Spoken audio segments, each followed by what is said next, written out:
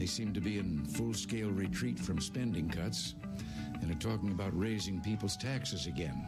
And I have only one thing to say to the tax increasers. Go ahead, make my day. If we lose freedom here, there's no place to escape to. This is the last stand on earth. Those who would trade our freedom for security have embarked on this downward course. Whether we believe in our capacity for self-government or whether we abandon the American Revolution and confess that a little intellectual elite in a far distant capital can plan our lives for us better than we can plan them ourselves. Conduit News Radio with Paul Harrell is on now. Hey folks, welcome to the show. Welcome to the program. Thanks so much for being with us today. We really appreciate it. It's always great to be here on a Friday, on a Johnny Cash Friday, but a special Johnny Cash Friday because coming up at the bottom of the second hour, okay, so 7:30, we're going to be interviewing Marshall Terrell, okay, and we're going to be interviewing the co-author of the book, Johnny Cash, The Redemption of an American Icon. As you see, I have the book in front of me right here. Yes. Anyway, it's going to be pretty cool. It really just, the book is essentially about the redemption of American Icon, the struggles of Johnny Cash, the roller coaster trek through life, if you will. That's, if we're honest with ourselves, similar to the way we live. Maybe not in the extremes, maybe in the extremes, but maybe not in the extremes. But that's, everybody's certainly a hypocrite, or anybody with standards is. Okay, so we got that. Then we're going to be talking, coming up at the bottom of this hour, the chairman of the Randolph County Republican Party, Michael Brown, will be with us. I've been to a few of their meetings and just had a great time talking to them and talking to them about, different kinds of issues and that sort of thing. But they've got a definitely, they're planning, I think, a Lincoln Day dinner. And so we're going to get the details on that and kind of tell you what you could do to help. Again, the telephone number, 870-275-9799. Just kind of looking over the headlines here. In Arkansas, we're going to get to this Arkansas news, but just to kind of let you know, ethics complaint. There's an ethics complaint that's been filed against 3 Pope County justices of the peace, essentially alleging conflict of interest with this casino deal. Jeannie Roberts kind of has the scoop here. Busy day on casino front, includes rebid for license. But there's a lot more. I mean, there's a lawsuit from the Gulf side, casino people. There's the ethics complaint that's been filed, possible annexation. We'll go over all of that. Also, you've got John Thurston, who is, headline here, getting 15% off new voting gear, voting machines, that sort of thing that counties need. And apparently it's going to save a significant amount of money to 21 counties that need the new equipment but don't have it. Then we have this other pretty big story here. State Bureau okay to hire legal counsel in corruption probe. Yeah, I mean, this is something we followed for a long time. They're rehiring the law firm that had an obvious conflict of interest because they were representing Tom and Bontia Goss, the indicted, preferred family health care executives. Now, why is the State Bureau, we're talking about the Legislative Bureau of, or the Arkansas Legislative Bureau, they are being subpoenaed still. I mean, that's the one thing that you take from this article is that they right now are still being subpoenaed. They're still being inundated with requests, and the FBI is wanting to talk to employees. essentially letting everybody know that the corruption investigation that's been described as the biggest scandal in the last 20 years in Arkansas is still ongoing, and that there still might be more people that are brought to justice here. So the State Bureau of Legislative Research wants to hire the same people because they're told, okay, that the lawyer that was also representing the Gosses, Jane Duke, I think a former U.S. attorney, she no longer is with the firm. So anyway, we'll talk about that a little later in the program as well. All right. Couple of things. Jody Ernst is in the headlines for criticizing Alexandria Ocasio-Cortez because Alexandria Ocasio-Cortez wants to eliminate the Electoral College. Now, this is absolutely, you want to talk about irony. The left, the party of minority rights, coming out against minority rights. ALC, the champion of minorities, she would say, coming out against minority rights. That's what the Electoral College is. The Electoral College provides rights to a minority. Now, I know it may be hard for some of you leftists to understand, but a minority, the definition of minority doesn't necessarily mean that we're talking about race or the color of your skin. A minority is just really a numerical designation that you are in the minority.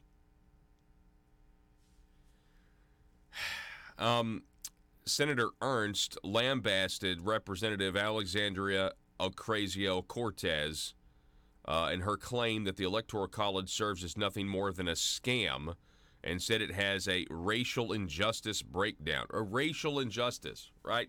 That's why this is so ironic. The Electoral College is about minority rights.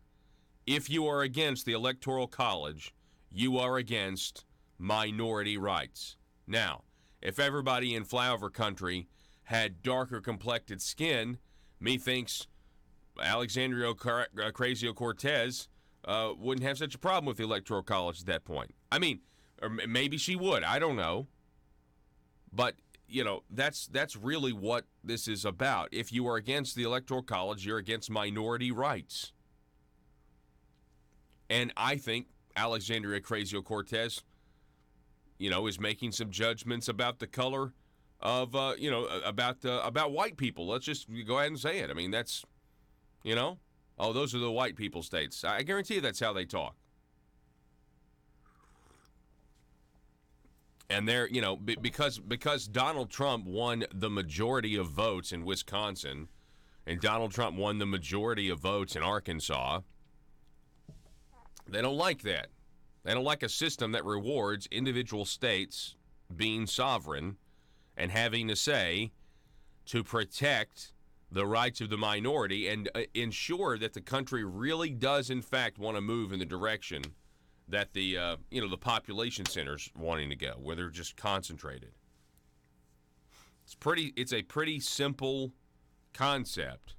It's not a scam. It's actually quite genius.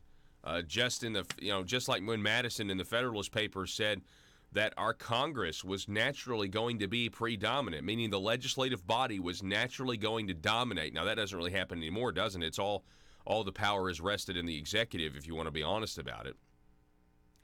But originally, they thought that it was going to be a task to try to maintain or try to, allow the judiciary and the executive equal power, because they thought it would be Congress, Madison said, that would be predominant over the other two branches. And so to prevent that, to make it a little harder for that to happen, they divided up into two chambers, and they had one chamber that would vote, you'd vote every 2 years, and then the other chamber, you'd vote every 6.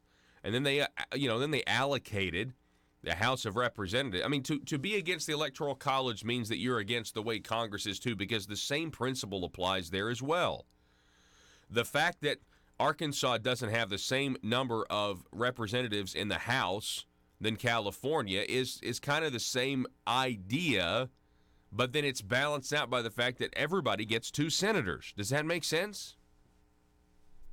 And there are people, there are leftists that are upset that Arkansas gets 2 senators and so does California, by the way. They're upset by that. But again, it was done to protect the rights of the minority, not necessarily skin color, but opinion. 870-275-979. I know I'm preaching to the choir here. Very interesting situation going on over at Overstock.com. No, this is not an embedded advertisement. Very interesting situation going on over at Overstock.com. Overstock CEO bombshell claim FBI's Peter Strzok behind secret espionage operation and Comey is involved. This is Ryan Saavedra. So Overstock CEO Patrick Byrne resigned abruptly from the company yesterday amid his alleged ties to a government operation, and then he made some bombshell accusations on CNN late Thursday night, claiming that top FBI officials reached out to him in 2015 to 2016 to conduct law enforcement activities that turned out to be political espionage. This guy better watch. He's going to wind up in a jail cell, and then he's going to Epstein himself. Byrne appeared to indicate that the request came from FBI agents after it was passed down from a top FBI official who he later says he learned was anti-Trump agent Peter Strzok. Byrne said the political espionage operation targeted 4 candidates: Donald Trump, Hillary Clinton, Marco Rubio, and Ted Cruz.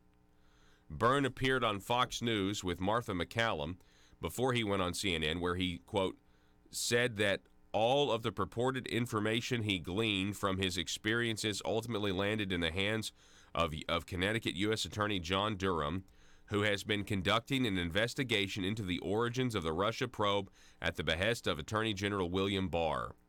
McCallum then asked former acting Attorney General Matthew Whitaker to respond to the wild allegations that Byrne was making. Quote, he's describing it like he was being used as a source and being inserted into a situation by the feds, and there are protocols for handling sources, Whitaker said.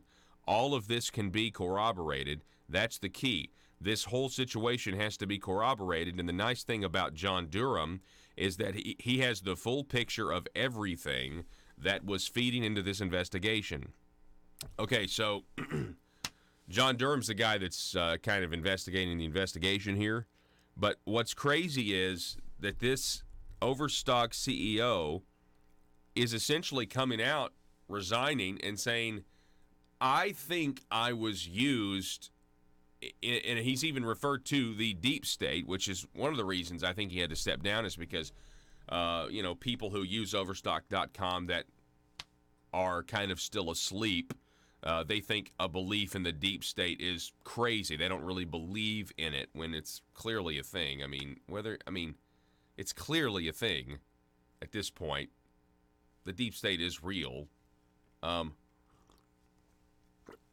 anyway, it may just be how you define lifelong government bureaucrats who are more loyal to themselves, and they some of them, I guess they may be like, no, I've got to do this for patriotism. But the fact is, the law doesn't work that way, right? Just because there's a guy in the White House that you don't like, that doesn't mean that now you have the right to not do your job and serve under the executive branch that the American people have created for themselves. You know what I mean?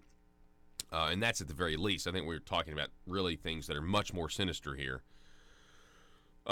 Byrne claimed FBI agents, they said, we want to be clear, this never happens in the United States. We are the good guys. We don't like the bad guys, but we need to ask you to rekindle a romantic relationship with Maria Butina. Maria Butina is a Russian national and a convicted spy who's currently serving an 18-month prison sentence after she admitted to gathering intelligence on the National Rifle Association and other groups at the direction of a former Russian lawmaker. Byrne claims that the FBI told him that the orders were being personally supervised by 3 people, 2 of which he did not name, and the third person he claimed was former FBI Director James Comey. This guy is claiming that he was told to start dating an old flame because his country needed him. We need you to go. We need you to do this for us, Mr. Byrne, please. This is a big deal. Overstock CEO Patrick Byrne claims the FBI let the Russian scandal develop so they could shake it up and spread it all over the GOP, end quote. Byrne claims when the corruption investigation was done, it became clear it was more about blackmail than it was about law enforcement, end quote. This CEO from Overstock, I guess, has a guilty conscience. He needs to be careful. He needs to put out a post right now that he is not suicidal in any way, and that he loves his wife and his kids if he's got those things, right? He needs to put out a statement right now. That's my advice to him. We're going to take a break. We're going to reset here. Coming to the bottom of the hour, we got the Randolph County GOP chair going to be calling in, Michael Brown. Don't go anywhere. Back in a moment.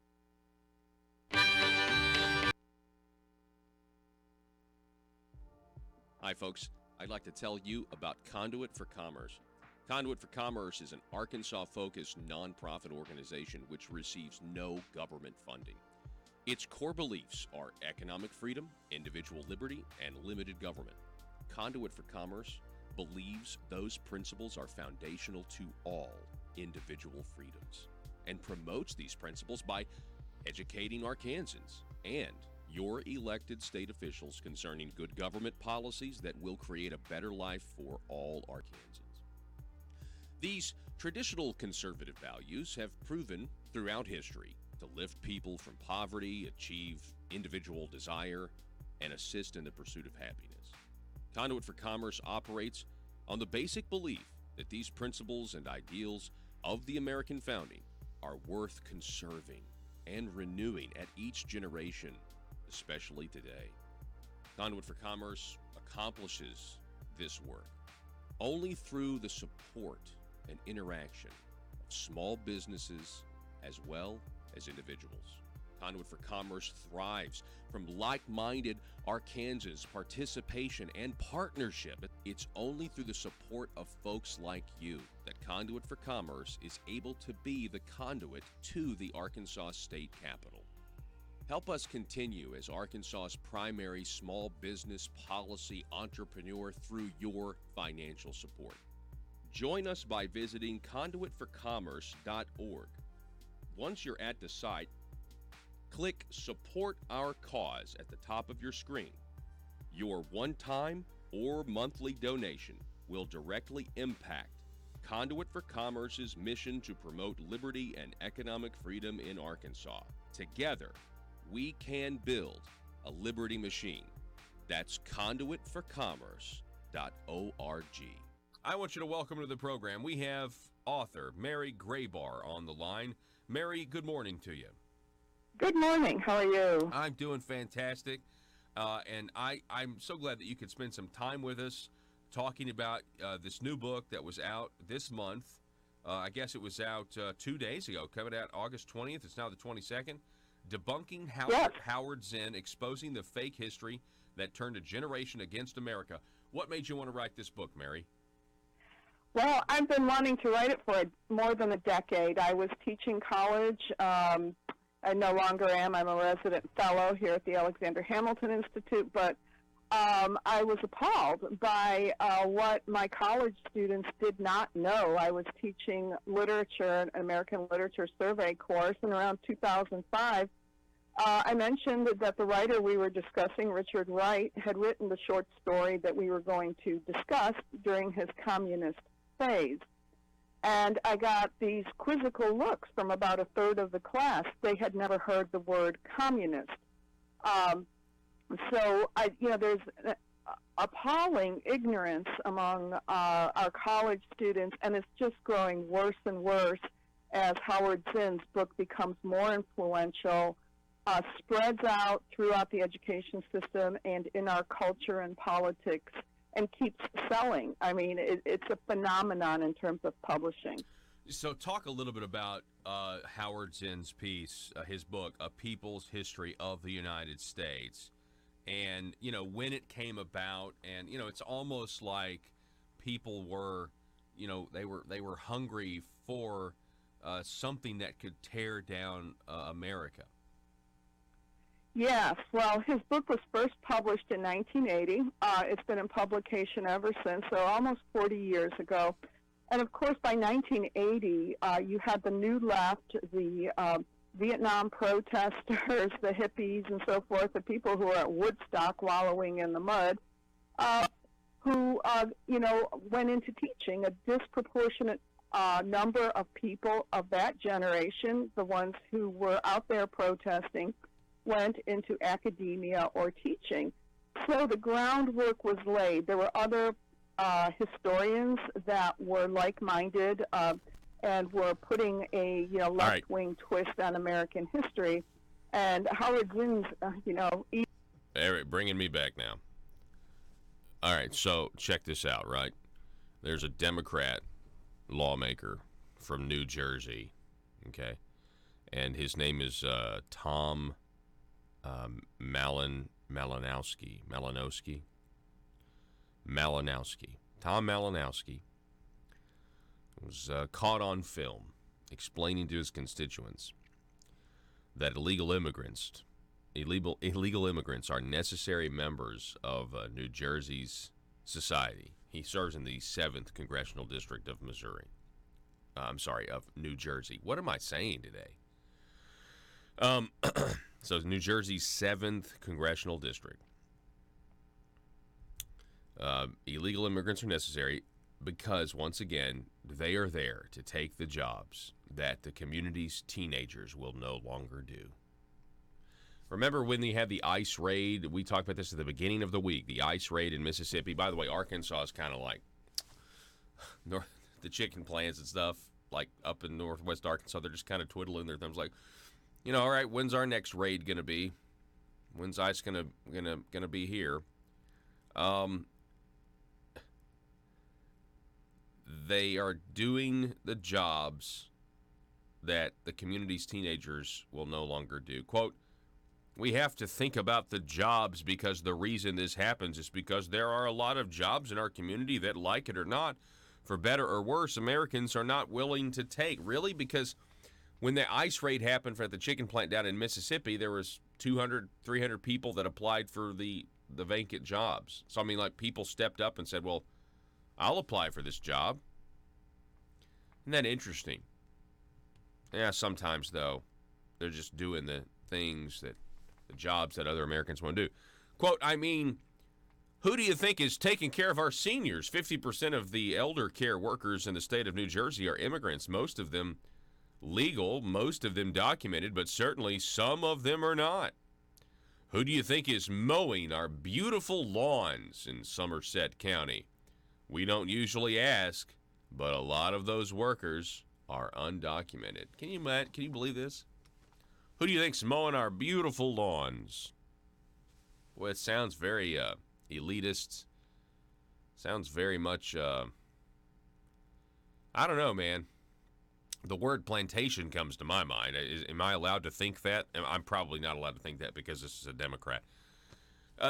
I guess Grabian has this audio clip. Go ahead and click the audio clip. Let's listen to this guy. Here's a Democrat talking about, undocumented immigrants mowing their beautiful lawns. Listen to this, and you tell me if this is something that, certainly if a Republican said this would be a big problem, right?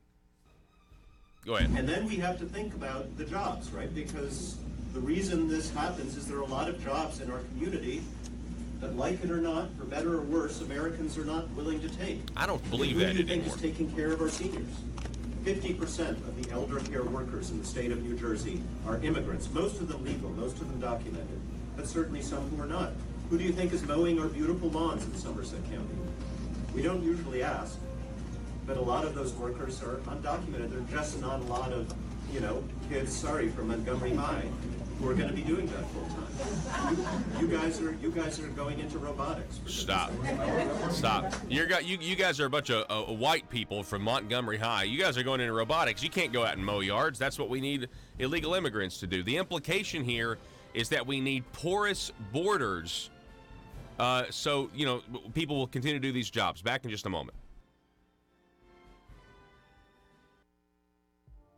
Hi, folks. I'd like to tell you about Conduit for Commerce. Conduit for Commerce is an Arkansas-focused nonprofit organization which receives no government funding. Its core beliefs are economic freedom, individual liberty, and limited government.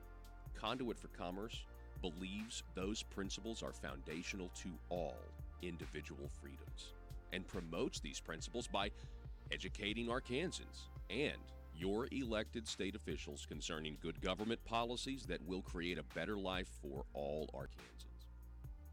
These traditional conservative values have proven throughout history to lift people from poverty, achieve individual desire, and assist in the pursuit of happiness. Conduit for Commerce operates on the basic belief that these principles and ideals of the American founding are worth conserving and renewing at each generation, especially today.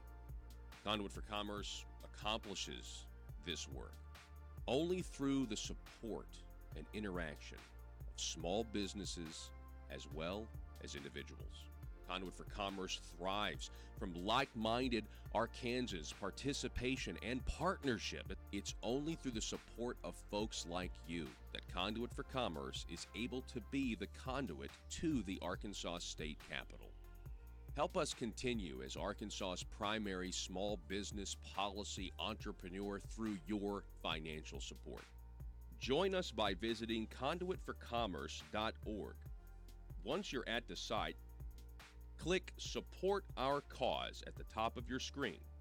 Your one-time or monthly donation will directly impact Conduit for Commerce's mission to promote liberty and economic freedom in Arkansas. Together, we can build a liberty machine. That's conduitforcommerce.org.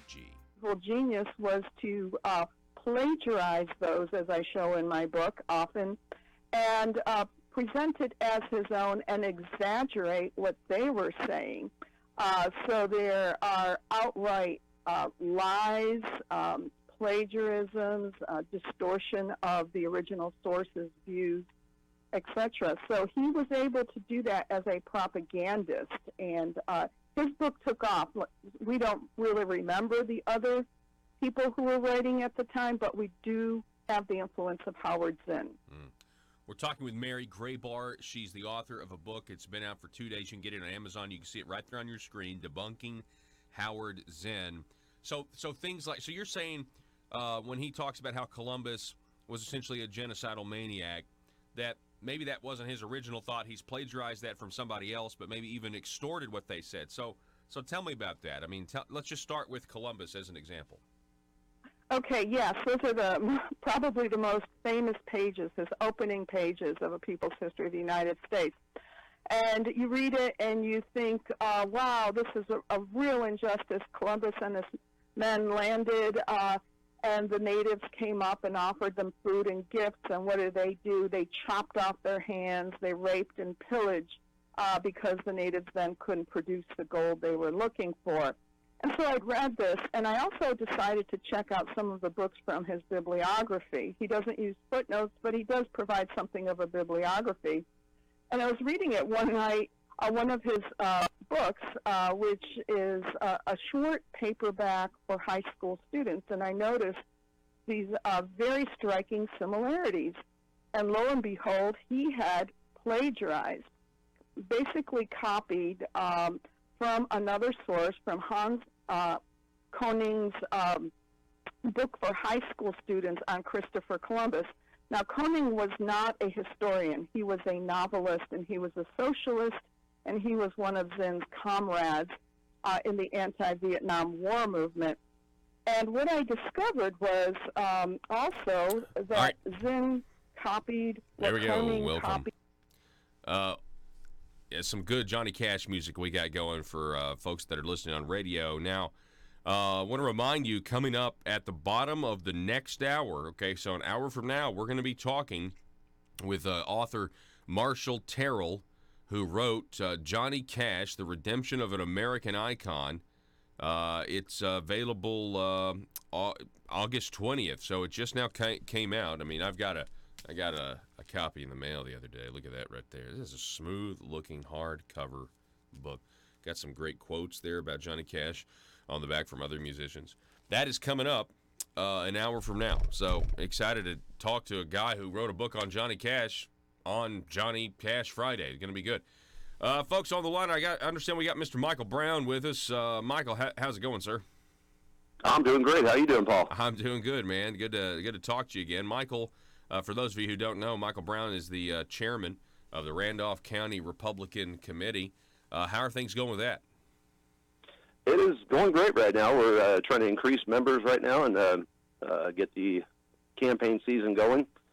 Definitely interested in anybody that's interested in coming to see us. We are located in Pocahontas, Arkansas. Yeah. And well, it's been fun. You know, I've been to a few of the meetings, and it's good to get to know you guys a little bit better and talk about all kinds of stuff, you know, and everything that's going on. So you guys do have you guys are trying to plan a Lincoln Day dinner coming up soon, right? Absolutely. Yeah, we're doing it together with Lawrence County this year. They will be hosting it this year, Mr. Brenton Powell from Lawrence County. October 12th at 6 p.m. at the Hoxie Service Center is where we're going to have this Lincoln Day dinner. Rick Crawford will be speaking at this dinner, and the majority of the details will be posted on the Facebook page at the Lawrence County GOP, and we'll try to keep it posted also at the Randolph County GOP on Facebook. Nice. And anybody that's interested in this meeting, the dinner, please contact us there on Facebook. And so that works. I mean, I think this is a good idea that you guys, Lawrence County and Randolph County, kind of come together, do one big event, and hopefully everybody benefits from it. That's really a good idea. And so you guys did it in Randolph County a joint dinner with them the last time, correct? Yes, sir. Yes, sir, we did. Okay. Yeah, that was a real good turnout. So Michael, tell me a little bit about what do you think about. I already know the answer to this. So for those of you who don't know, when Michael comes to these Randolph County meetings, he has these. You've got some of the most awesome pro-Trump shirts. Absolutely. I've ever seen. One of them is I think it's just the hair. It's just like a cartoon image of the hair that says like Trump 2020, right? It's the profile of the Republican elephant with Trump's hair going on the top of it. That's what it is. I ordered that online. That's a real goofy shirt. I like that one. The one you just saw just recently at the last meeting was I picked this one up actually in Kissimmee, Florida. It's Trump as Superman, and he's ripping his button-up shirt open to reveal the Superman symbol, except it's a T. It's Trump 2020. So I like these shirts. Tell me about, last time I saw you had just gotten back from the beach. Now, were you in Florida? Yes, sir. Okay. So you mentioned that there was a ton of Trump support down there. Now, I mean, I know it's the Panhandle. Absolutely. But, I mean, tell us about it. Yeah, it's just, there's all kinds of different, in the Kissimmee and Orlando area, there's a lot of little shops, like flea market-style shops. Oh, that's not And it just seems like all the T-shirt sales places, you can't turn without seeing a pro-Trump shirt in any of these shops, and just bumper stickers all over the place. And I've got, of course, Trump stickers all over the back of my truck. And when I was driving through there, you'd have people honking, waving, thumbs up, and everything with the Trump.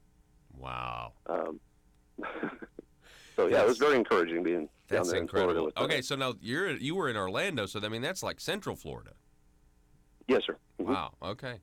Well, we did a lot of traveling between the two. Okay, I got you.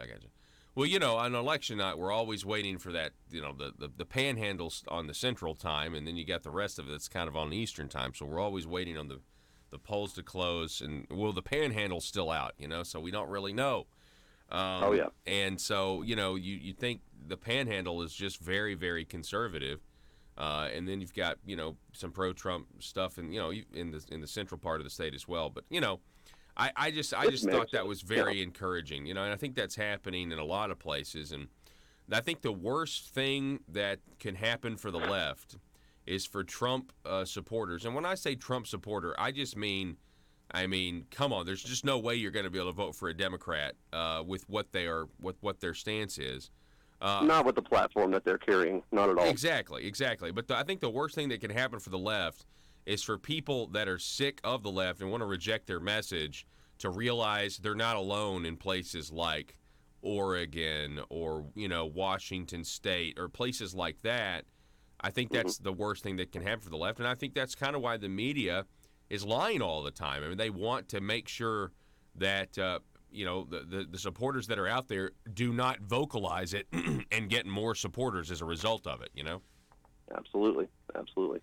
They're trying to demean the people with calling them deplorables, calling everyone racist, calling names constantly, and just trying to beat people down into believing what they believe. Yeah. Okay, well, what do you if you had to pick one thing that you liked most about the president, Michael Brown, what do you think it would be? Quite honestly, I respect his honesty. He flat out said he was going to do something. He's going to do it. He's going to do it. He knows the business aspect of it. Everyone's worried about everyone's worried about a recession right now.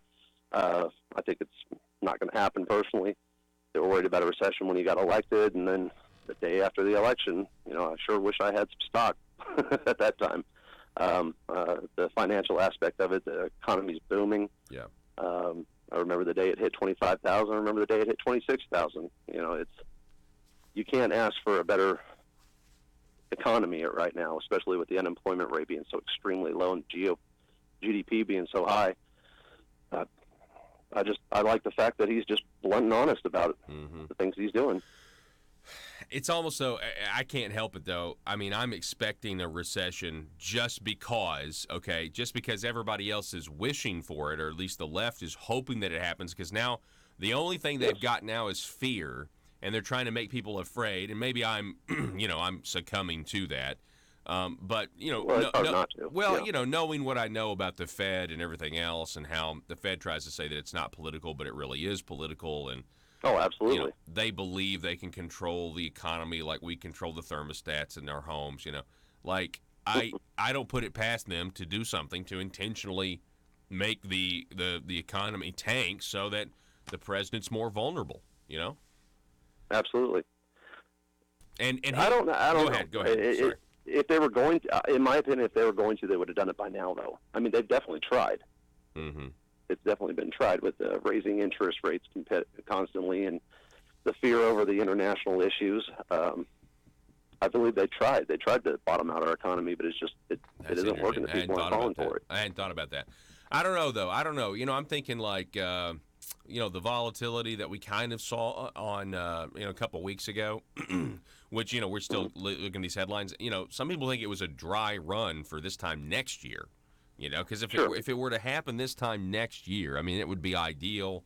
It would be right there in the American psyche, where people, and it would give something, for the media to, to holler about. So I don't know, but I mean, it was a hard hit. Yeah, I think it was a hard hit, but go ahead. Even when it bottomed out, it was still at pretty high numbers if you really think about it, though. Yeah. I mean, look at the day before elected compared to this hit that we had just recently. It was still a pretty high number, really. Mm-hmm.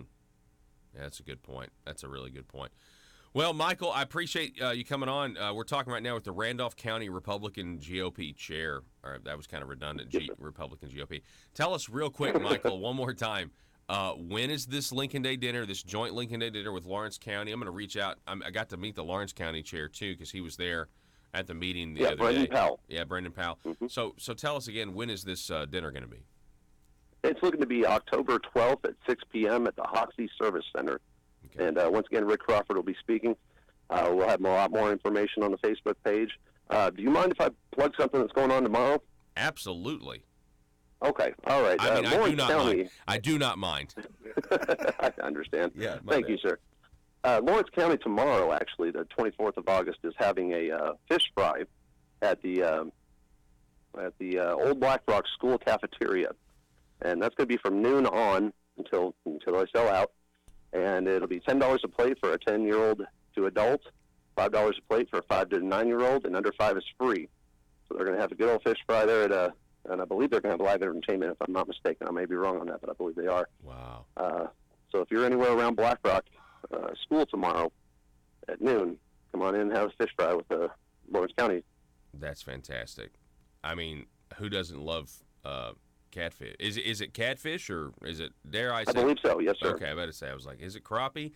Because if it's crappie, you guys got to go. You guys need a bigger boat. You guys got to. Because I've had crappie once in my life. Oh man, that's just once. Some good stuff. The filet mignon of the water, I would say. Yes, sir. All right. Well, Michael Brown, we appreciate it, sir. I hope everybody comes out. Yeah, tomorrow, Black Rock catfish fry, and it's a fundraiser, for Lawrence County. So yeah, definitely turn out for that.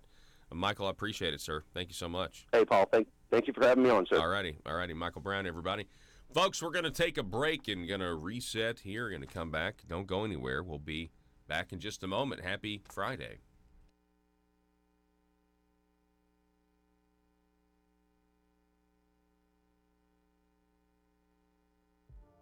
Hi, folks. I'd like to tell you about Conduit for Commerce. Conduit for Commerce is an Arkansas-focused nonprofit organization which receives no government funding. Its core beliefs are economic freedom, individual liberty, and limited government. Conduit for Commerce believes those principles are foundational to all individual freedoms and promotes these principles by educating Arkansans and your elected state officials concerning good government policies that will create a better life for all Arkansans. These traditional conservative values have proven throughout history to lift people from poverty, achieve individual desire, and assist in the pursuit of happiness. Conduit for Commerce operates on the basic belief that these principles and ideals of the American founding are worth conserving and renewing at each generation, especially today. Conduit for Commerce accomplishes this work only through the support and interaction of small businesses as well as individuals. Conduit for Commerce thrives from like-minded Arkansans' participation and partnership. It's only through the support of folks like you that Conduit for Commerce is able to be the conduit to the Arkansas State Capitol. Help us continue as Arkansas's primary small business policy entrepreneur through your financial support. Join us by visiting conduitforcommerce.org. Once you're at the site, click Support Our Cause at the top of your screen. Your one-time or monthly donation will directly impact Conduit for Commerce's mission to promote liberty and economic freedom in Arkansas. Together, we can build a liberty machine. That's conduitforcommerce.org. Genius was to plagiarize those, as I show in my book often, and present it as his own and exaggerate what they were saying. So there are outright lies, plagiarisms, distortion of the original source's views, etc. So he was able to do that as a propagandist, and his book took off. We don't really remember the other people who were writing at the time, but we do have the influence of Howard Zinn. We're talking with Mary Graybar. She's the author of a book. It's been out for 2 days. You can get it on Amazon. You can see it right there on your screen, Debunking Howard Zinn. So things like, so you're saying when he talks about how Columbus was essentially a genocidal maniac, that maybe that wasn't his original thought. He's plagiarized that from somebody else, but maybe even extorted what they said. So tell me about that. I mean, let's just start with Columbus as an example. Okay, yes, those are probably the most famous pages, his opening pages of A People's History of the United States. And you read it and you think, wow, this is a real injustice. Columbus and his men landed, and the natives came up and offered them food and gifts, and what did they do? They chopped off their hands, they raped and pillaged, because the natives then couldn't produce the gold they were looking for. And so I'd read this, and I also decided to check out some of the books from his bibliography. He doesn't use footnotes, but he does provide something of a bibliography. And I was reading it one night, one of his books, which is a short paperback for high school students, and I noticed these very striking similarities. And lo and behold, he had plagiarized, basically copied from another source, from Hans Koning's book for high school students on Christopher Columbus. Now, Koning was not a historian. He was a novelist, and he was a socialist, and he was one of Zinn's comrades in the anti-Vietnam War movement. And what I discovered was also that Zinn copied what Koning copied from Columbus's journals, and Zinn very deceptively uses ellipses, the points to show that a passage or a sentence has been deleted. Well, he uses an ellipses but there are 2 days that are deleted.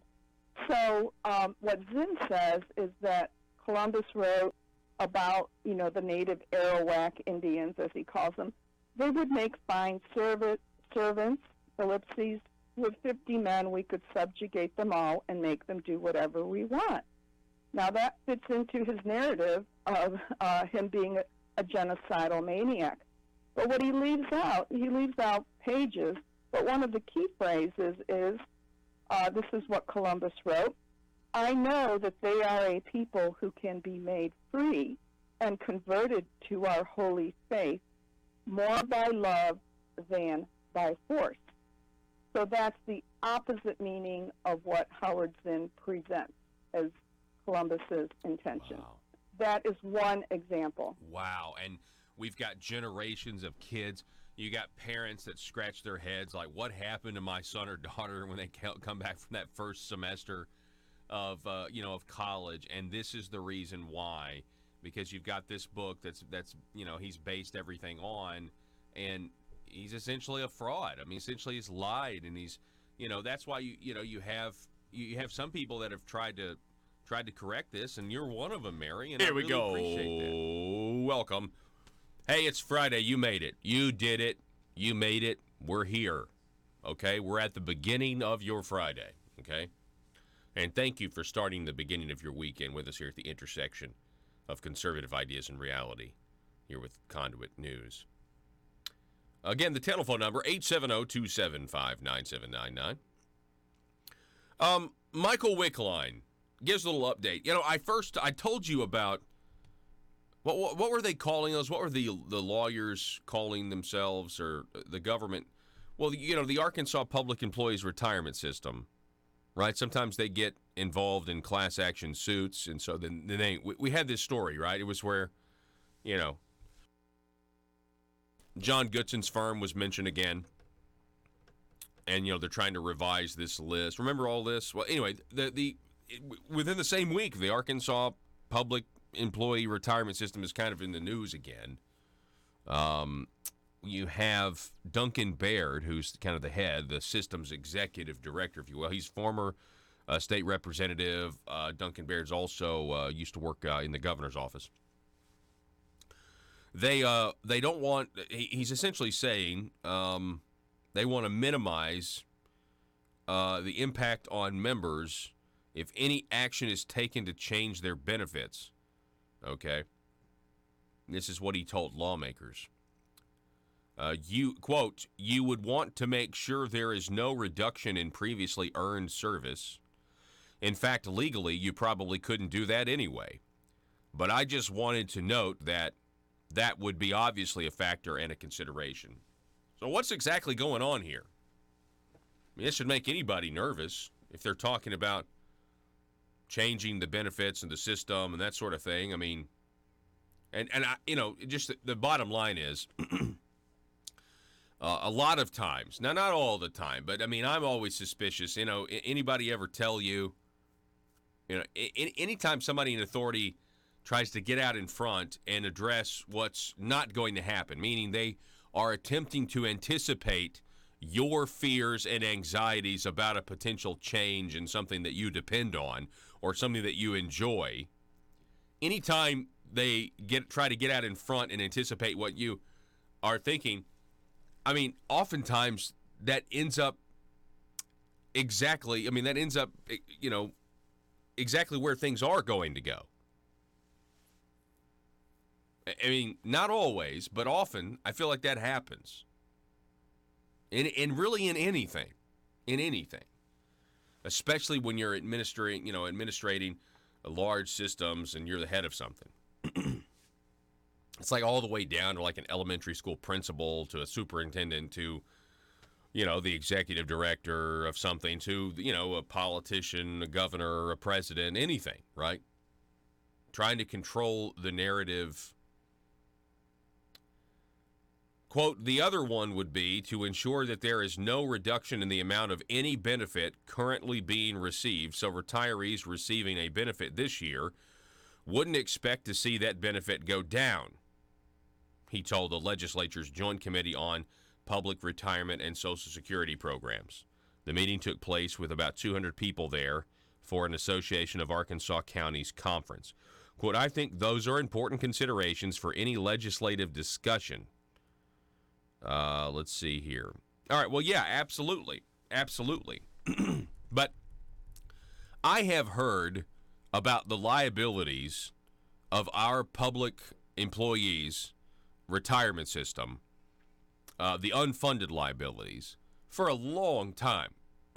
Like, it's kind of always been something that's floated out there that we're going to have to take a look at some point. But no one ever actually wants to do anything about it, One retired member urged lawmakers not to tinker with the 3% compound cost of living adjustment paid to retirees each year under state law. The retiree also urged lawmakers not to shift to trustees the authority for setting the cost of living adjustment. Yeah, I think so. I mean, was there a cost of living adjustment in benefits this year? Somebody told me that there wasn't. The system's liabilities were 79% funded, with $8.4 billion in assets and $10.6 billion in liabilities at the end of fiscal 2018. The system collected $341 million in contributions from both employers and employees in fiscal 2018, while paying $530 million in benefits. They collected $341 million, and they paid out $530 million. If the system earns an investment return of 4% in fiscal 2020, which started in July 1, and then hit the target return of 7.15% in each of the following 3 fiscal years, the rate charged to state and local governments could gradually increase from 15.32% of payroll to 18.7% over a 5-year period, and the funding percentage rate drop into the low 70s under one scenario put together by the system's actuary, he said. The system's liabilities are increasing at a steady pace while the value of investments is volatile. Quote, if our assumptions are not met, then the cost of the plan could increase significantly. That's the risk that we face as we look forward into the future. Now, you also have a situation where, and this is true, I mean, this is just how the human mind works, whether we like it or not, as limited government people, recruiting quality government employees, okay? One of the things that attracts a government employee, if you want to have a career, is the benefits package. There's no question. Well, that's the...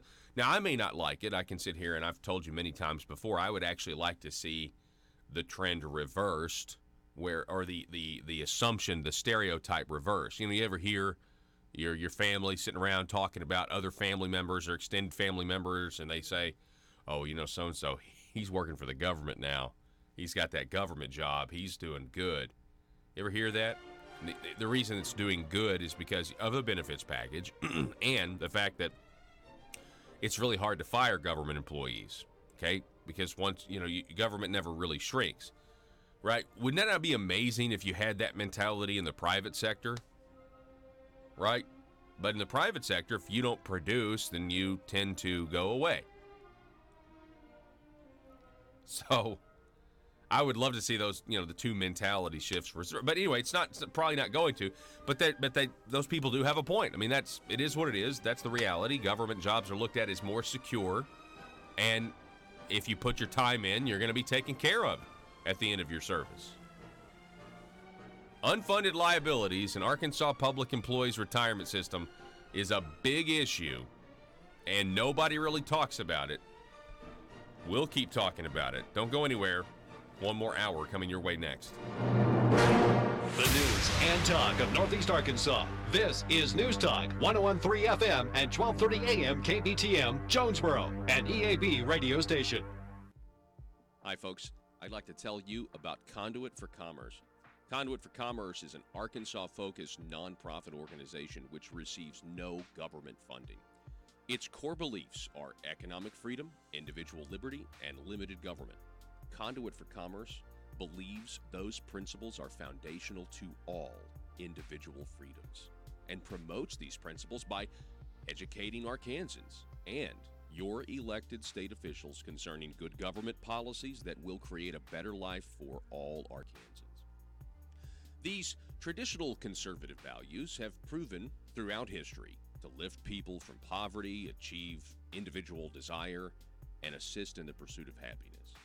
Conduit for Commerce operates on the basic belief that these principles and ideals of the American founding are worth conserving and renewing at each generation, especially today.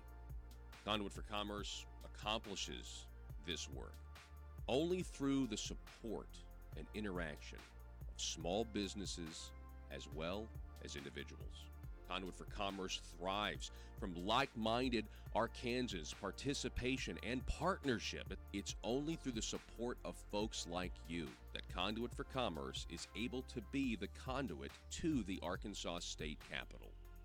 Help us continue as Arkansas's primary small business policy entrepreneur through your financial support. Join us by visiting conduitforcommerce.org. Once you're at the site, click Support Our Cause at the top of your screen. Your one-time or monthly donation will directly impact Conduit for Commerce's mission to promote liberty and economic freedom in Arkansas. Together, we can build a liberty machine. That's conduitforcommerce.org.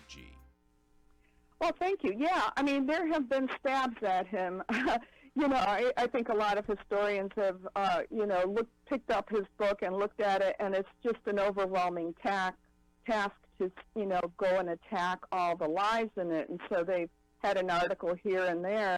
But what I've tried to do is to systematically expose his lies. And the book really is an expose. I object to his anti-Americanism, of course, but I also want to give people a tool. So when, they say they don't like Howard Zinn and, a leftist or one of his allies says, well, that's just because you have a different viewpoint. Well, no, that's not the case. The case is that he is really a fraud and that he lies, he distorts, he manipulates, and it's not real history. I didn't even know this was in Zinn's book. American Indians, he claims were feminists or feminists, and they were sexual revolutionaries ahead of their time. That's an interesting bullet point. Yeah, well, that's sort of become the dominant view, and he, of course, builds that up. And so if you read Howard Zinn, you would think that, that North America and South America was populated by these tribes of peace-loving proto-hippies living in communes where, and they were feminists and women made political decisions and they divided the labor, but that is not the case. I go through, the older sources, and I also go through some contemporary scholarship that shows that, no, in fact, there were, tribes raided other tribes. They killed the men. They took the women and the children. And, it was nothing like that. There was cannibalism. They, if they defeated another tribe in a battle, they, would cut out the heart sometimes and eat it. So, they were not these kind of hippie types that were living in perfect harmony with nature and sharing everything. Yeah. That never knew violence until, Christopher Columbus, showed them how to be violent. I mean, that goes against human nature entirely, I mean, we'll descend into violent madness left to her own devices. All humans do. We're talking with Mary Graybar. Again, she's a fellow at the Alexander Hamilton Institute, and her new book that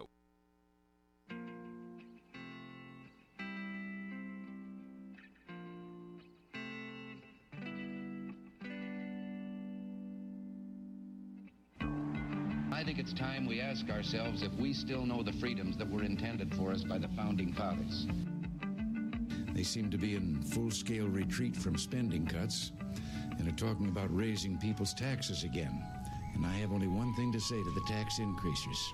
Go ahead, make my day. If we lose freedom here, there's no place to escape to. This is the last stand on earth. Those who would trade our freedom for security have embarked on this downward course. Whether we believe in our capacity for self-government or whether we abandon the American Revolution and confess that a little intellectual elite in a far distant capital can plan our lives for us better than we can plan them ourselves. Conduit News Radio with Paul Harrell is on now. Hey, folks, welcome. Thanks so much for being with us. Hour number 2 here, and it is Johnny Cash Friday. You made it. It's here. Now, at the bottom of this hour, we're going to be talking to co-author Marshall Terrell. The book is Johnny Cash, The Redemption of an American Icon. Here's the book. We're going to be talking to this gentleman, and it's Johnny Cash Friday, so I'm pretty stoked about it. The Redemption of American Icon. What does that mean, the redemption of an American icon? What if we just make this my face for the rest of the show? How would that work? We're like, hi, how's it going? Let's say now the book has hair. So we got that going for us. All right, let's go to here we go. State OK's hiring legal counsel. It's the same legal counsel. So the Arkansas Bureau of Legislative Research has needed help, right? So we're told they needed help dealing with FBI requests into the corruption of Arkansas government, corrupt politicians. And so they decided to hire this law firm, Mitchell, Williams, Seelig, Gates, and Woodyard. And the Arkansas Legislative Council approved this last year. Only problem was, then it was discovered that former prosecuting attorney or U.S. attorney by the name of Jane Duke worked for this law firm, Mitchell, Williams, Seelig, Gates, and Woodyard, that the Arkansas taxpayer was also paying for. The problem is Jane Duke was the attorneys for Tom and Bontia Goss.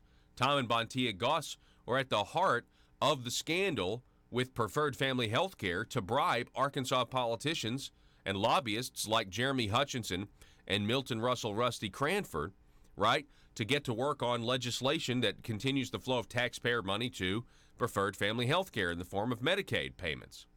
So it was a big mess when you have the same law firm advising the Arkansas Bureau of Legislative Research, a huge conflict, when they're trying to figure out how to respond to FBI requests who are investigating a scandal that Preferred Family Health Care's executives were involved in, and they're all using essentially on paper the same attorneys. This was a big problem and a huge conflict. Now, we're told, and this is news to me, that they severed the relationship with the Arkansas Bureau of Legislative Research, severed the relationship with Mitchell, Williams, Seelig, Gates, and Woodyard when they discovered that Jane Duke, former attorney with the firm, was one of the primary lawyers who initially advised the Bureau of Legislative Research and at the same time was helping the Missouri nonprofit executives who were indicted back in March in the federal corruption investigation that the Bureau of Legislative Research is being asked to cooperate with. I mean, the fact that this was even allowed to happen is absolutely ridiculous, that we didn't do a better job doing our due diligence here. So, let's see here. Who wrote this story, by the way? Who is this? Hunter Field. Okay. Hunter Field writes, the federal investigation into public corruption involving Arkansas lawmakers started at least 6 years ago with reports of legislators directing general improvement grants to two nonprofits, a small college, substance abuse treatment center, in exchange for kickbacks. Then, of course, it expands to lobbyists and da-da-da-da-da-da. So, yesterday, the Bureau of Legislative Research Director, Marty Garrity, said that attorneys who created the potential conflict are no longer with the firm. The firm confirmed Thursday that Duke had left. Garrity assured lawmakers that no conflicts existed with the new attorney who will represent the Legislative Staff Bureau, Anton Janik Jr. Stop. All right. Okay. I understand. The attorney that was advising you and also the Gosses is gone. Why stick, just honest question, somebody's got to do it. Why stick with the same firm, though? Right? Now, why stick with the same firm that maybe allowed this to happen in the first place? Okay, yeah, maybe. But that would imply, I don't like what that implies because I don't know. Let's just talk about the appearance. Okay, let's just talk about the appearance. Why not just find another law firm? Right? I mean, why not just find a completely different law firm so there's not even, so there's nothing that anybody can say about this potential conflict and you guys handling. I mean, depends on, how much money we're talking. It depends on how, are we just going to assume that attorneys, once you leave the firm of another, they don't talk anymore? Oh, well, their standards, your ethical standards. I think we all know we're all human beings. Just because you're an attorney doesn't mean that you're ethical, right? All I'm saying is, why not just hire a completely different law firm? And that's not what happened. They went ahead and retained, and the Arkansas Legislative Council approved this. And that's, and it may be fine. It may be perfectly fine, right? But it also, may not be. I mean, who knows? Garrity, in an interview, said her agency had been using in-house attorneys since cutting ties with the Little Rock firm earlier this year. Okay, so earlier this year, they said, we're done with you because of the Jane Duke conflict. But, listen to this, but the volume and nature of requests from investigators had prompted her to again seek outside counsel. So, Marty Garrity, head of the Bureau of Legislative Research, is coming to the Arkansas Legislative Council subcommittee, executive subcommittee, and is saying, hey, we need more representation. Because the FBI is still asking so much of our organization, and we need you guys, the taxpayer, to pay for outside counsel to essentially, I don't know. I mean, is it to not cooperate, or is it just to, well, here, let me tell you what it says here. Quote, they continue to interview our folks, Garrity told the subcommittee. It makes me nervous to have one of our Bureau employees being interviewed without representation. Garrity declined to comment when asked directly in an interview if the uptick in requests from investigators was related to the federal corruption probe. Of course it is. However, she alluded to the Legislative Bureau's attempt, listen to this, in 2017 to kill an initial subpoena from the FBI for legislative records. That motion to quash the subpoena was resolved in federal court, though under seal. Boy, wouldn't we love to see what that is. Wouldn't we like to see that unsealed? For its work that year, the Bureau paid Mitchell, Williams, Seelig, Gates, and Woodyard over $100,000. The Bureau will pay the firm on an as-need basis. Last fiscal year, they only paid them $13,000. Hang on a second. Where's the one where they asked to leave? Here it is. She recalled the recent questioning of a Bureau attorney by investigators in which they asked Garrity and the Bureau's in-house legal counsel to leave the room. Sounds like the FBI is not done probing into the corruption of Arkansas politics, folks. That's what it seems like to me. The FBI is not done. They still got questions, and they want answers. Now, ultimately, yesterday, and by the way, I looked on the website. I guess they don't stream this meeting. They stream other meetings. I couldn't find, and maybe it's not up yet, but I could not find this meeting on the Arkansas legislative website, because this is audio I would really love to share with you. And I looked for it this morning and I couldn't find it. Now, there might be incompetence on my part, but I don't think so. Lawmakers accepted Garrity's request with little discussion, but Senator Terry Rice of Waldron did express some concern. I'm very thankful for Terry Rice, by the way. He said he was displeased in the past when learning that a potential conflict existed with the attorney representing the Legislative Bureau. He said he had confidence in Garrity, and he felt comfortable after she assured lawmakers that no conflicts exist now. But listen to the quote here. Listen to this. "We need to be as publicly open as possible," Rice said. "I do see the need for due process for anybody involved. If a Bureau employee has been intimidated or coerced or whatever by any legislator in the past, I would hope they have actions that they would feel comfortable with." Wow. That's bringing up a completely different aspect of this. Senator Terry Rice is insinuating that there are members of the Bureau of Legislative Research who in the past have been intimidated or coerced by lawmakers. To do what? To be quiet? To not talk to investigators about what they know? Yeah, let that silence sink in there, folks. Senator Terry Rice here, I think, is giving us like the whole kit and caboodle about what's been going on with the Bureau of Legislative Research here in our own state.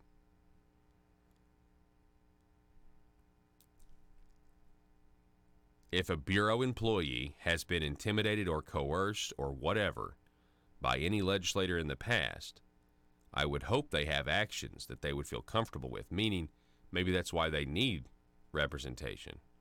I want them to be open and truthful with any investigation, and with where we're at with the investigations, I want the truth to come out. End quote. Senator Terry Rice. I think that's that quote right there. It just screams, right? Matter of fact, I would have made the headline out of that. The headline in the Gazette should have been made out of that statement right there. That's the news. That would be your news. Senator encourages employees who may have been intimidated, I don't know, maybe that's too long, by lawmakers. Senator encourages employees to cooperate if they've been intimidated by lawmakers with FBI investigation, whatever. You know what I'm saying? There's your headline out of that paragraph. Hunter Field goes on right after he quotes Senator Rice and does a good summary here. 5 former Arkansas lawmakers have been convicted so far in the 2 state federal investigations. State Representative Mike Neal, former Senator John Woods, former Representative Eddie Cooper, Democrat Melbourne, Representative Hank Henry Wilkins from Pine Bluff, former Senator Jeremy Hutchinson. Among 10 others convicted, Little Rock lobbyist and former Preferred Family Regional Executive Milton Rusty Cranford, former South Arkansas Youth Services and Magnolia Administrator Jerry Walsh. Man, that's a lot of people. And the list goes on. Hutchinson, the most recent, pleaded guilty to conspiring to commit bribery involving an orthodontist. He also has admitted to being bribed by Preferred Family Health Care. Hutchinson faces up to 13 years in prison in the 3 cases against him, according to plea agreements. Anyway, court records show at least 3 more people have attracted the notice of investigators. None has been charged with a crime. University of Arkansas Board of Trustees Chairman John Goodson of Texarkana has been under federal investigation starting back in 2013 in connection with more than $500,000 in payments from his law firm to Hutchinson. Representative Jeff Wardlaw, a Republican, was named in a February 20th FBI interview with Cranford as a legislator whom investigators wanted to know more about. Agents said they wanted information because of press reports, according to an interview transcript. A few weeks earlier, the Arkansas Democrat-Gazette reported Wardlaw's business ties to 2 top nursing home industry executives, while Wardlaw served as a member and later chairman of the House panel overseeing the healthcare industry. Not to mention the press report that we did highlighting Representative Wardlaw killing the Medicaid disclosure bill for dishonest reasons. Go watch the video. While he actually had a Medicaid company or investment in a Medicaid company. Former Senator Michael Lamoureux, a Republican from Russellville, has also been identified in court records more than once. Lamoureux's legislative term and experience match the identity of Senator C, indicted as a state senator who worked for Walsh at South Arkansas Youth Services. A 2017 FBI interview showed Cooper talking with agents, asking questions about any role Lamoureux might have played in helping Woods secure state grants. Lamoureux has denied wrongdoing. Yep. The word on the street is if Michael Lamoureux introduces himself to somebody at the Capitol and they don't know who he is, he says, my apologies. Maybe you know me by my other name, Senator C. We'll be back in just a moment.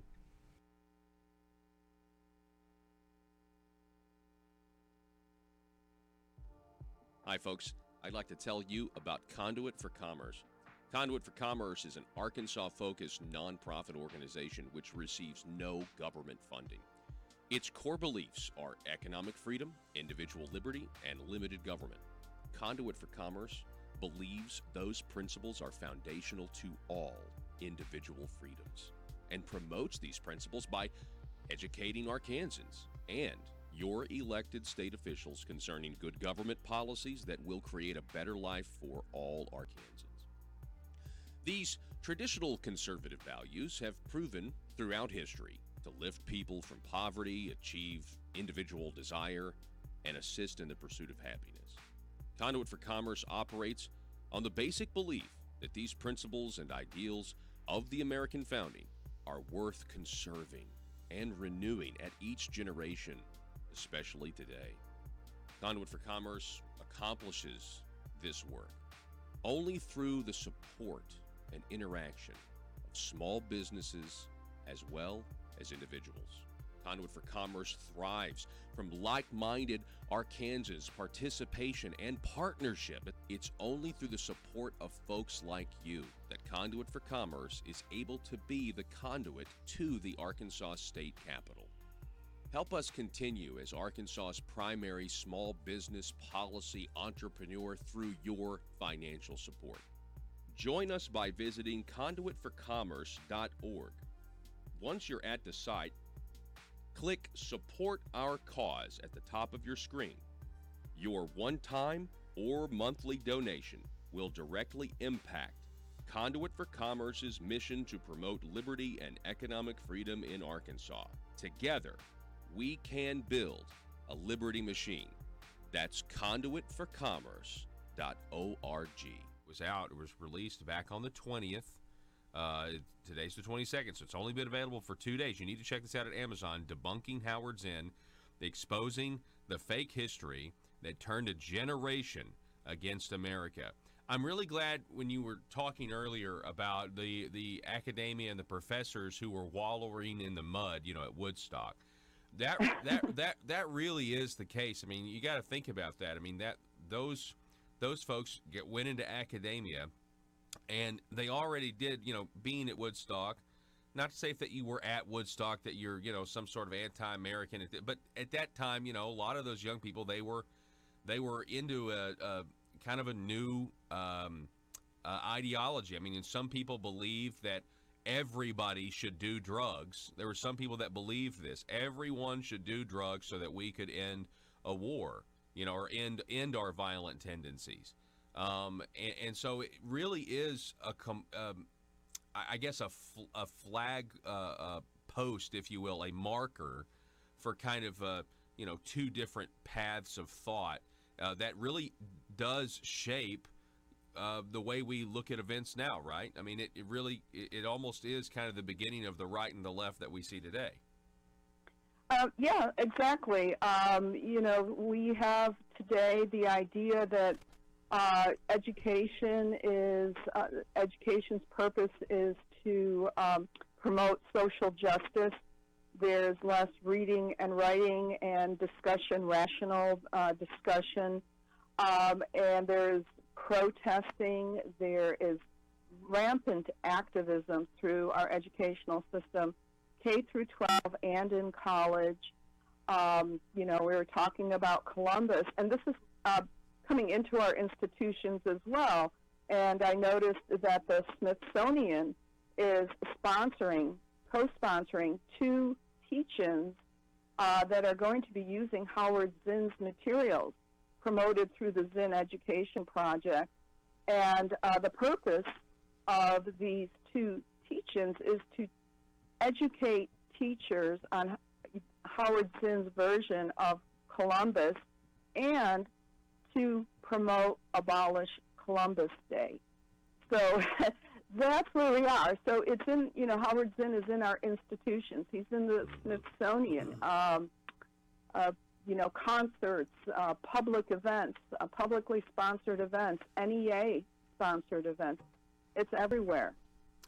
Well, I have to say this, and I think, there's a lot of parents right now who have just moved their son or their daughter into their dorm room. They did it last weekend here in Arkansas, and so they're doing this all over the country right now. And so I would just encourage parents, maybe they need to buy this book. I think they do need to buy your book, read it. And all right, folks, welcome back to the show. Thanks so much for being with us. Yeah, also pretty busy day with yesterday, with the casino situation in Russellville. Busy day on the casino front, includes rebid for license. We have the Cherokee Nation businesses obviously reapplied for a casino license 3 days after the Racing Commission opened a 90-day window to accept another round of bids for a casino in Pope County. So that's certainly interesting. And maybe here in a minute we'll get to this other piece with the ethics complaint. I know we're running out of time here, but we got an ethics complaint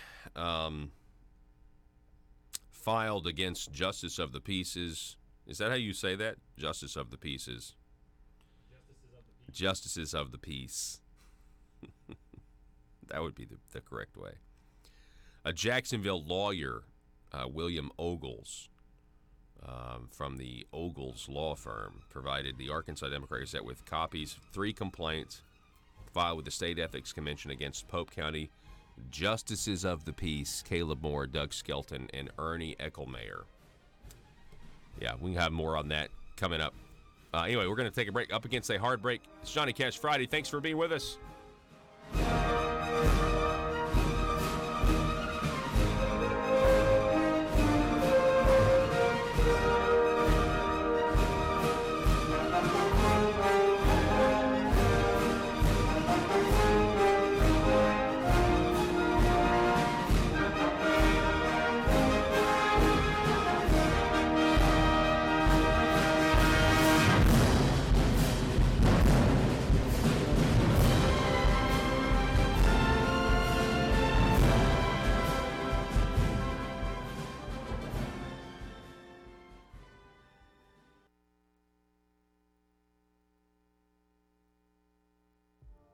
Hi, folks.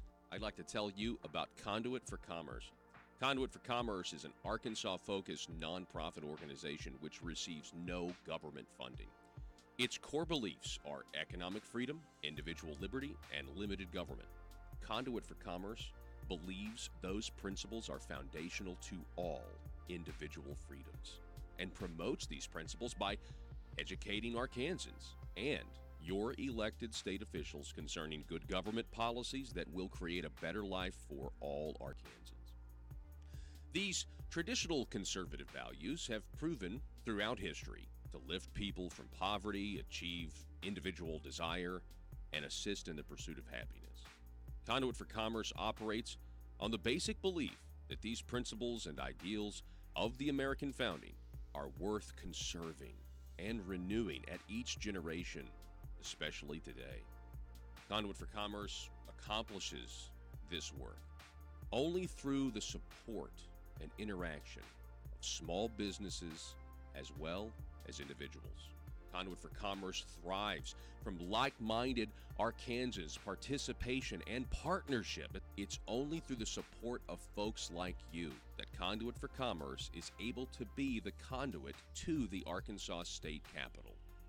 Help us continue as Arkansas's primary small business policy entrepreneur through your financial support.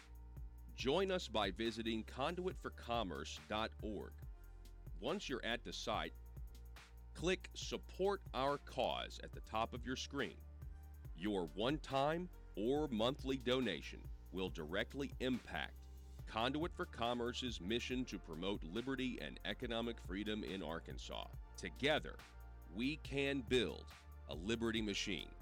That's conduitforcommerce.org. You know, if your son or daughter comes home and is, taking that philosophy class 101 and is now questioning everything, well, what is it based off of? You know what I mean? Or taking that history class, what is it based off of? And I think this would be a great tool to provide the correct point of view and the truth about American history, Mary. Yeah, and that's what this book is intended to do. It's to be a tool. It's to provide ammunition because typically, and I'm around a lot of college students here at the Alexander Hamilton Institute, and they get attacked by their professors if they disagree, and the professor will simply say, "Well, you don't care about social justice. You're a racist. You're a conservative, Republican."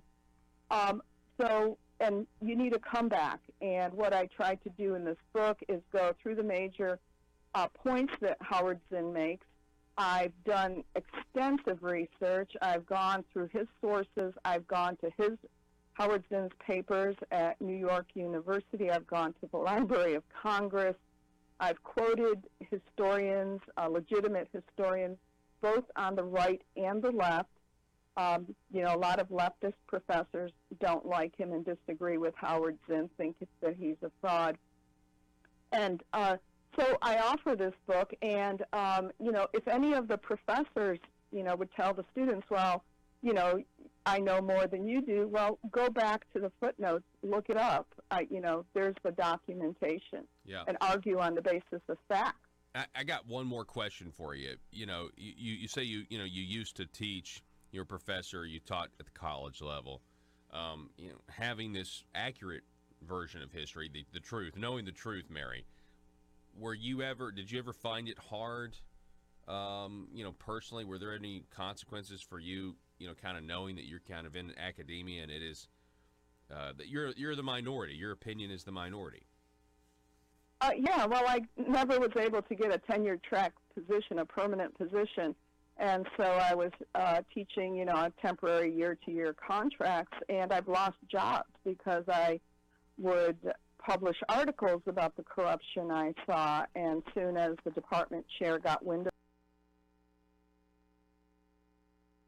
As we speak, Beijing is employing a whole-of-government approach, using political, economic, and military tools as well as propaganda to advance its influence and benefit its interests in the United States. And I have wanted to welcome back to Arkansas Chairman Chu. Please give Chairman Chu a round of applause.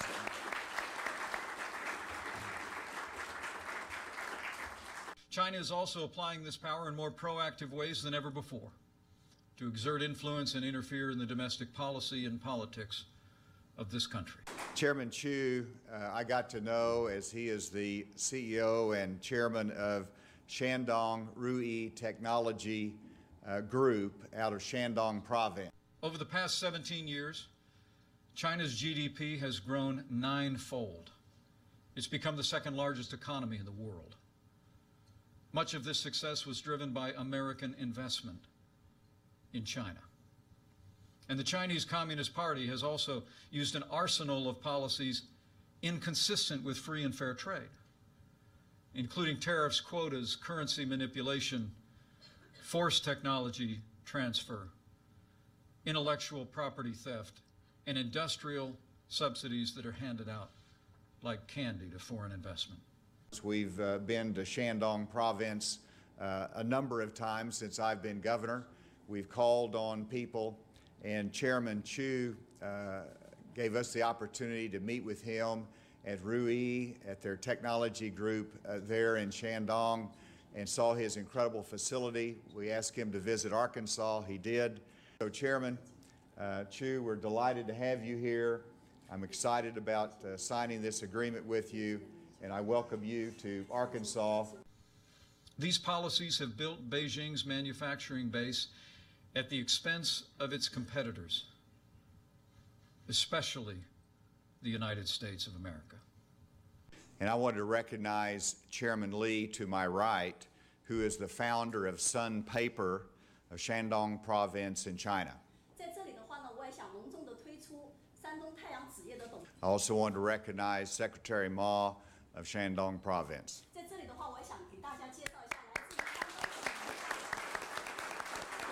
As President Trump said just this week, in his words, we rebuilt China over the last 25 years. Last November, as you know, I traveled to Shandong Province. I met with Chairman Li.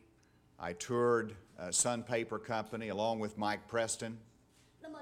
While in China, we signed a letter of intent on behalf of the state of Arkansas with Sun Paper, indicating that Sun Paper wanted to put a major bioproducts mill in South Arkansas, in Arkansas. The Communist Party has set its sights on controlling 90% of the world's most advanced industries, including robotics, biotechnology, and artificial intelligence. To win the commanding heights of the 21st century economy, Beijing has directed its bureaucrats and businesses to obtain American intellectual property, the foundation of our economic leadership, by any means necessary. Chairman Li and I met yesterday. Chairman Li indicated to me that Sun Paper has selected Arkadelphia in Clark County as the location of a $1 billion bioproducts mill. Beijing now requires many American businesses to hand over their trade secrets as the cost of doing business in China. It also coordinates and sponsors the acquisition of American firms to gain ownership of their creations. Worst of all, Chinese security agencies have masterminded the wholesale theft of American technology, including cutting-edge military blueprints. And using that stolen technology, the Chinese Communist Party is turning plowshares into swords on a massive scale. Well, thank you all for joining us via Skype from Beijing this morning. Here in Beijing, it is 10 p.m. in the evening. I've had a very successful trip to China. China now spends as much on its military as the rest of Asia combined. And Beijing has prioritized capabilities to erode America's military advantages on land, at sea, in the air, and in space. I've spoken at Tsinghua University here in Beijing, which was a treat for me to speak with young Chinese students about Arkansas and also to talk about the relationship between China and the United States. China wants nothing less than to push the United States of America from the Western Pacific and attempt to prevent us from coming to the aid of our allies. But they will fail. Beijing is also using its power like never before. Chinese ships routinely patrol around the Senkaku Islands, which are administered by Japan. And while China's leaders stood in the Rose Garden at the White House in 2015 and said that his country had, and I quote, no intention to militarize the South China Sea. Today, Beijing has deployed advanced anti-ship and anti-air missiles atop an archipelago of military bases constructed on artificial islands. China's aggression was on display this week when a Chinese naval vessel came within 45 yards of the USS Decatur as it conducted freedom of navigation operations in the South China Sea, forcing our ship to quickly maneuver to avoid collision. Despite such reckless harassment, the United States Navy will continue to fly, sail, and operate wherever international law allows and our national interests demand. We will not be intimidated, and we will not stand down. And we'll be calling on multiple prospects in China, as well as continuing our relationship with Sun Paper in Shandong Province. In recent years, China has taken a sharp U-turn toward control and oppression of its own people. Today, China has built an unparalleled surveillance state, and it's growing more expansive and intrusive, often with the help of U.S. technology. And when it comes to religious freedom, a new wave of persecution is crashing down on Chinese Christians, Buddhists, and Muslims.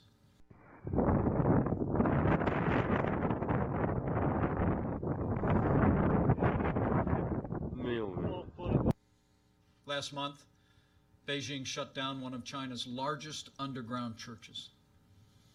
Across the country, authorities are tearing down crosses, burning Bibles, and imprisoning believers. And Beijing has now reached a deal with the Vatican that gives the avowedly atheist Communist Party a direct role in appointing Catholic bishops. For China's Christians, these are desperate times.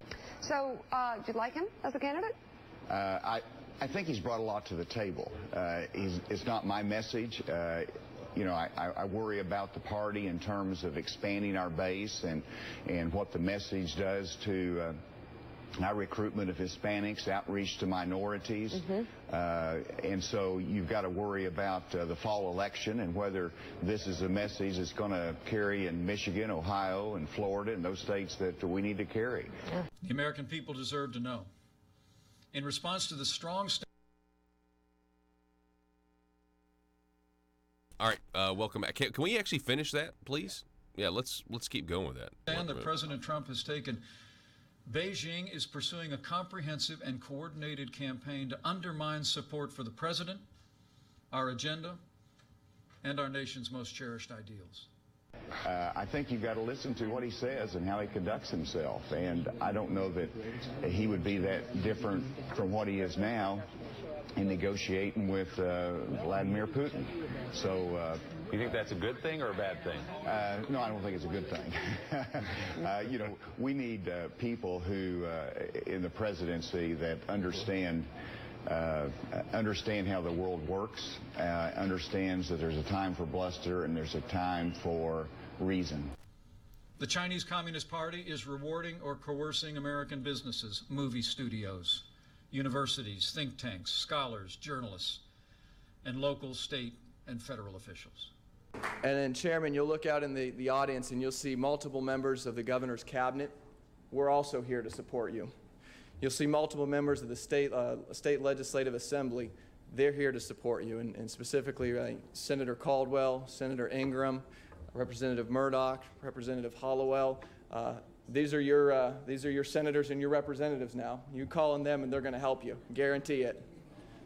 And Senator English, I saw you out there too. Thank you for being here as well. As we speak, Beijing is employing a whole-of-government approach, using political, economic, and military tools as well as propaganda to advance its influence and benefit its interests in the United States. Yeah, now we can stop, because that is one of the most telling pieces of video footage that I've ever put together in terms of just communicating a contrast between the country's stance on China contrasted to Arkansas' stance on China. It really, truly is. It's a big deal. We end up, I think we end up talking, because we have a monthly segment every Friday, not every Friday, once a month on Fridays with Congressman Rick Crawford. We often end up talking about China because it is such a big deal right now. Anyway, my apologies about our interviewing Marshall Terrell. We're rescheduling that miscommunication or something happened, but anyway, we definitely will get that. It'll give me more time to actually read this book too, so it'll make for a better interview. Let's get back into it with Pope County, shall we? Pope County, the casinos, yay or nay? Hey, by the way, the folks that are listening, if you guys want the casino, I'd love to hear reasons why you want it or what's going on the ground. Give me the story. If you're against it, I want to hear from you as well. But there's now been some ethics complaints. Now, I really want you to contrast this story in the Gazette with the one in Jefferson County, where they're saying, listen, we don't want to do anything corrupt, but we want the casino. So we just want the casino. But we don't want to waste time talking to U.S. attorneys about this bribe or that bribe or anything else. We want to do everything above board, and that's why we went with the Quapaws. And they're just being very transparent down there. But in Pope County, you've got a division, because you got some people that don't want the casino. There are people that thought, it'll never happen because Pope County residents don't want it to. But now it's starting to happen. And now there's been ethics complaints filed against 3 justices of the peace, Caleb Moore, Doug Skelton, and Ernie Eckelmayer. Quote, I have recently become very troubled after seeing the increasing amount of news coverage over the past few weeks pertaining to allegations of public corruption. This is according to William Ogles. He's an attorney, and he's the one that's filed the ethics complaint.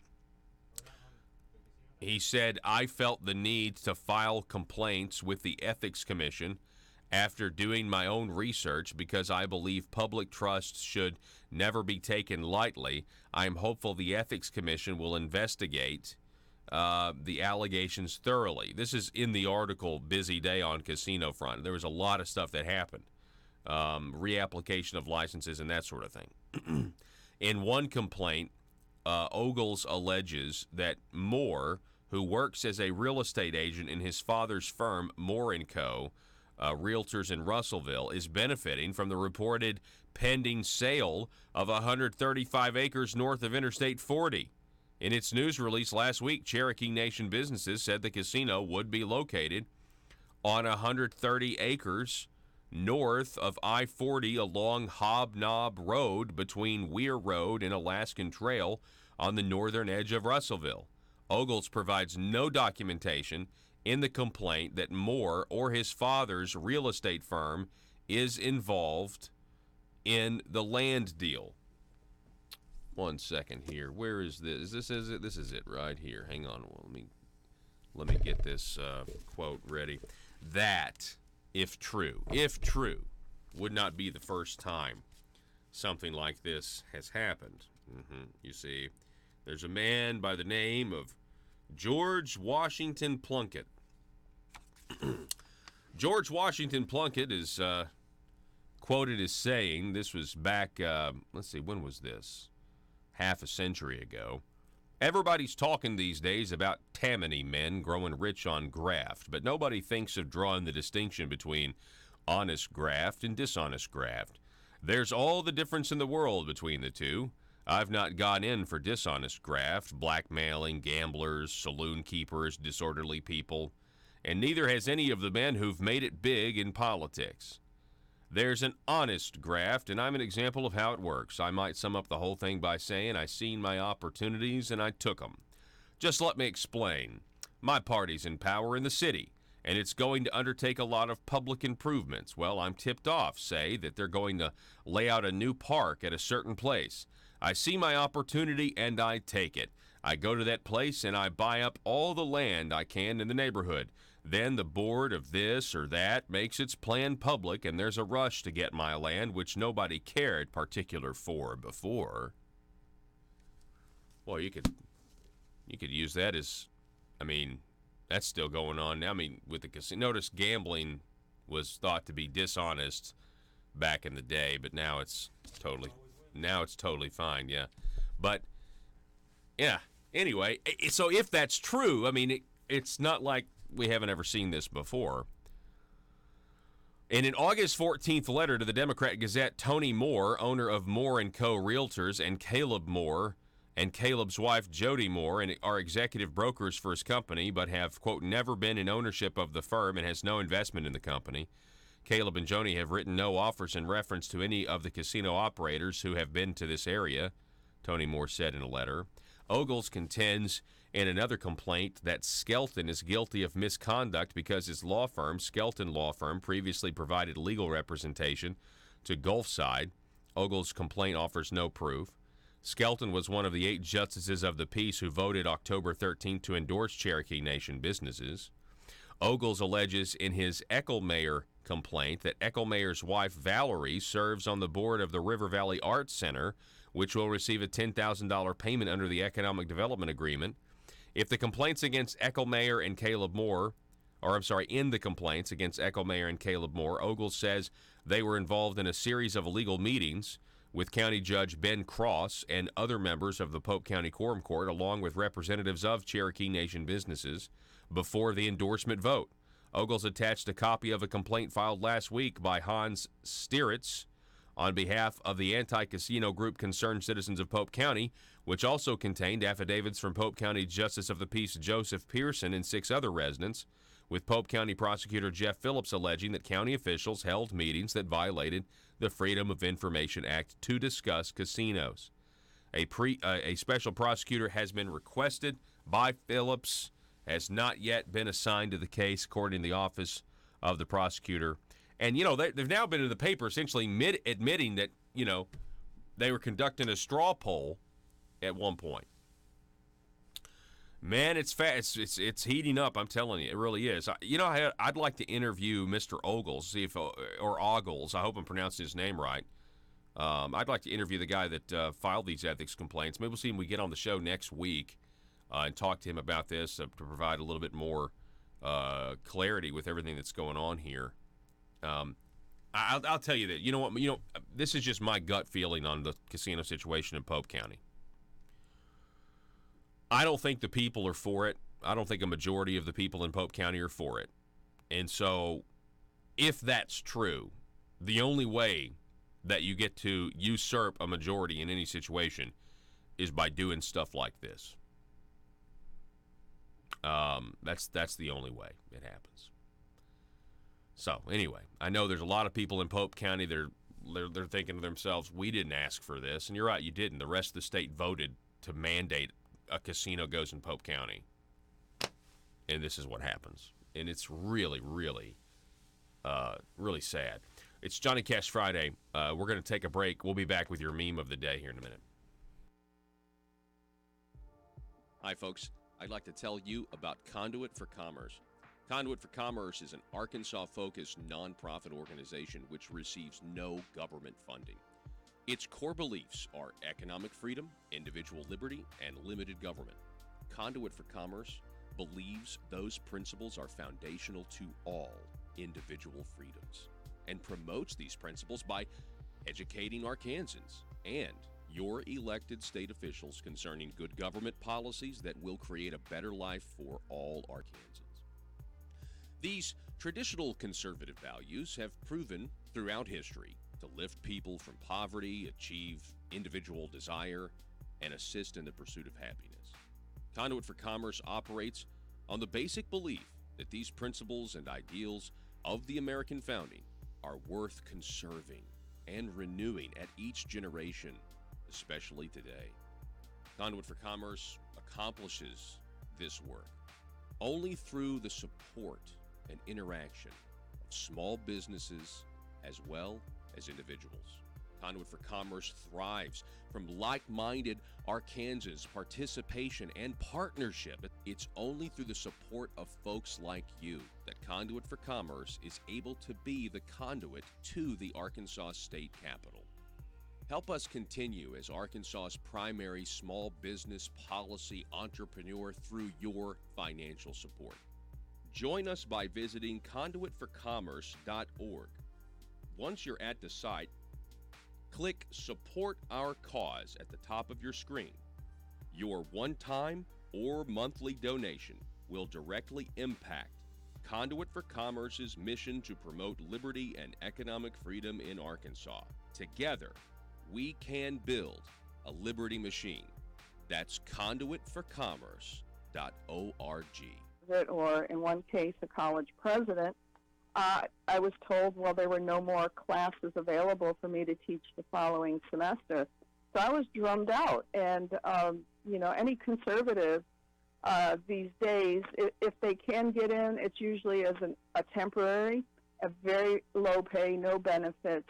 And if you are outspoken, or even if you don't go along with them and agree in their conversations, you will find yourself not called back.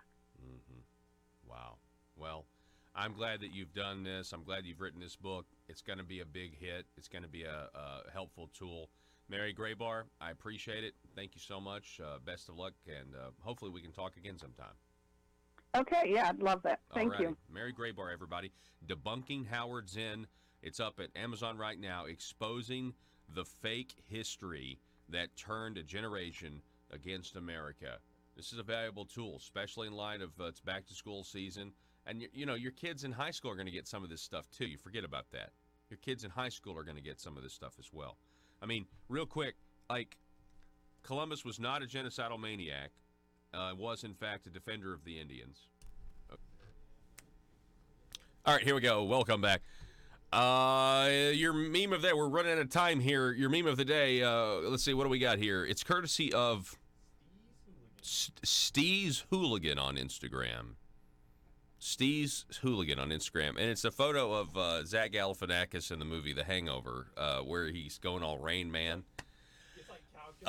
Yeah, calculus, yeah. That moment you realize politicians are civilians who get to use the police and military against their fellow civilians to enforce unconstitutional laws. That's your meme of the day. We'll post it up at Conduit News, Twitter at Conduit News, Facebook.com/Conduit News. Yeah, that's a pretty good one. Considering the fact, look at what the Overstock CEO is saying now. When he's saying that he was tasked by Peter Strzok to spy on President Donald Trump, and that he was participating in it. That is wild stuff, and it even made it on CNN, which is crazy. Arkansas, hope you have a great weekend. Be safe, and we'll see you here back here on Monday. Thank you so much for listening. Thank you so much for watching. Have a great weekend.